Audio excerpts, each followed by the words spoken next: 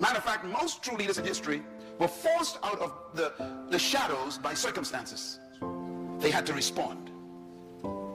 And this is why when you find people who are seeking power and position and leadership influence, these people should be suspicious of. Be suspect. If people are seeking power, they are not leaders. Leaders don't seek power. Matter of fact, they're normally given power they never asked for. Because it is their pursuit of a passion that drives them into a position of leadership.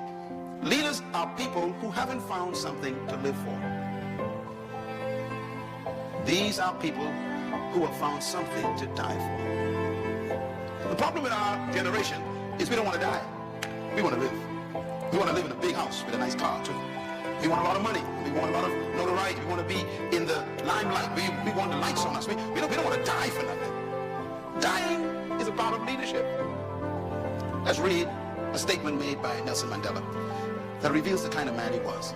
It says, "I have said nothing but what I am willing to live by, and if it so be the pleasure of the Almighty God, to die by." Abraham Lincoln said that. Watch what Nelson Mandela says decades later. "It is an ideal for which I hope to live for and to achieve, but if needs be, an ideal for which I am prepared to die." Don't they sound the same? No wonder why we can't forget both of them. I remember reading and listening to the speeches and the great sermon given by Dr. Martin Luther King Jr. I bought all of his sermons when I was here a couple of years ago. I listened to all of them. And I remember the moment when I believe he became a leader. I told you all that there's a moment where it happens. I think it happened when he was in that little church, when they threatened his life. They actually told him that if you were to come out tonight, you probably won't see the sunrise. And he mounted the pulpit, and I'm sure that Mr. Young was there. And he made the statement. He said, they threatened to kill me. They threatened to take my life. And then he says, but it doesn't matter anymore. Now that statement is a leadership statement. You are never a leader until it doesn't matter anymore. Because at that point, you died.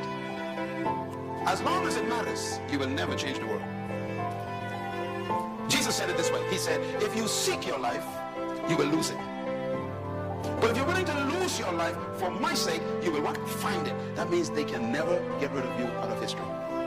We need to ask the question, am I doing something right now that I'm willing to die for? If you are not there yet, you are a supervisor. Perhaps even a glorified manager, but not a leader yet. Because leaders are people who have an affair with death. They have found something more important than life.